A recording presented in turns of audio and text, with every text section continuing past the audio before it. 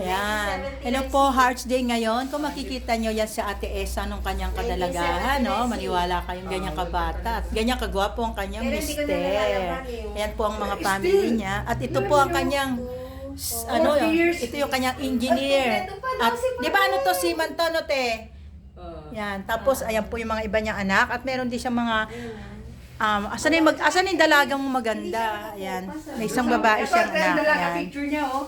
Ayan po siya nung dalaga. At yan po ang kanyang family sa Hong Kong. Ayan ang kanyang, ayan po kami, ang family namin nung nasa Hong Kong kami. Ayan with my mother. Siya po, ganyan kasi si Ate Esang noon. Tingnan niyo ang kanyang anak na dalaga, napakaganda, babae. At kanyang mga apo, ayan, mga beauty queen. Dahil Valentine's Day ngayon, meron siyang isi-share sa ate. Share mo yung bulaklak na yan. Ano ba istorya niyan? Valentine's Day ngayon eh. Ayan na si Ate Esang ngayon. First and last na binigyan ng asawa ko. Naliligaw siya sa akin noon hanggang ngayon. Nung nanligaw siya, yan yung binigay niya sa'yo? 12 roses. Oh, yan ang advantage ng hindi nalalantang bulaklak. Pero ang ano niyan, Hindi ko lang labahan ngayon. ilang taon na yan, te, yung bulaklak na yan? 79. Imagine, 1979 pa yung mga bulaklak na yan, no? Pero, ano na, ilang taon na yan ngayon? Ganyan pala pag inaalagaan mo yun. Ilang taon na siya ngayon, sister? Oh, sharean mo sa kanila, oh, ayan. mo lang yan. Napagkakamala ka, bibili mo lang.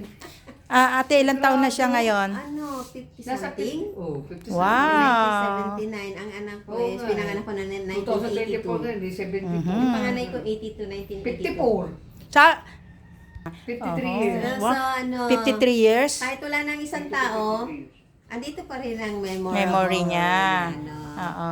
nakakausap mo, kahit na bulaklak lang siya na ano, na andito plastic tela. Tela Yung yan. mga uso ng araw ng gamosa ang tawag. Wow. So talagang napakaganda.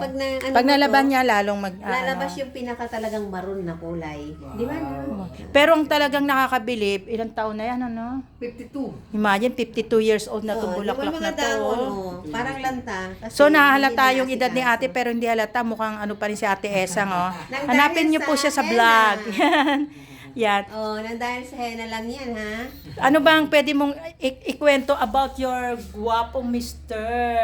Yan siya si ate. Oh. Wala akong masabi, Ayan, mabait. mga na-achieve Yun lang. ng mga si ate pa isang OFW din yan eh. Ilang years ka ano, 25 years. sa Hong Kong? Oh, tiyaga lang yun. Konting tiyaga, konting kembot.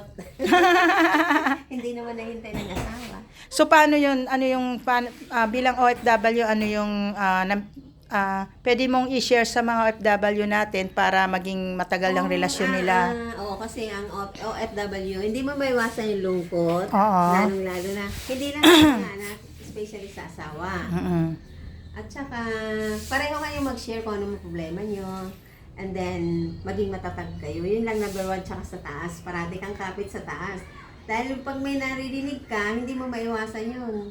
Yung mga Lalo't magkalayo kayo ng asawa. Oo. Hindi mo maiwasan yun. At saka napakagwapo ng asawa mo. Paanong, syempre 25 years ka sa abroad, yung iba, 10 di ba? years ang gap ko, ha? 10 years. Imagine mga 10 ka-OFW, si ate 10 years ang kanyang tanda Tanda ko ng sa 10 kanyang years, sweetheart. sa aking Ayun, beloved. no. Yan, Kaya lang na maalam. Oo. Hindi ako nahintay mag-for good. Paano bang simula ng inyong love story? Where do I begin? Basta Ano? importante, mahal yung isa't isa.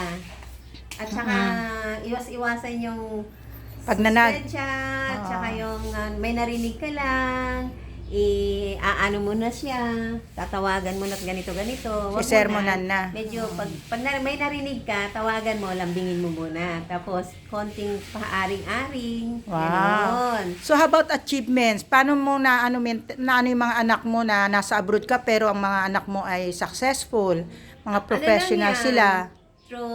Through cellphone, pero hindi yung personal cellphone, Kailangan nakikitawag muna kami sa kapitbahay. Nung panahon na yun, di ba? Oo. Wala pang mga Oo. video chat na ano. Tapos, kung minsan wala kang time magsulat, so gano'n na lang, makikisuyo. Parati mong bibilinin, parati mong papaalalahanan sila, gano'n. Yun lang importanteng sa ating OFW, parati lang silang advice. Dahil wala tayo sa tabi nila. Oo. Oo. Kaya po yung mga anak niya successful na. Yung pong isang yun, nasa Canada na, kasama family, engineer po siya. Yung isa naman po ay nasa barko siya, pero successful din po kasi Pero mga seaman, day, Grade Aha. 4 lang ang inabot ko. No, No read, No no write. write pa ko. Nakasakay naman ako ng eroplano. Wow, singer pa si Ate Es. Diba?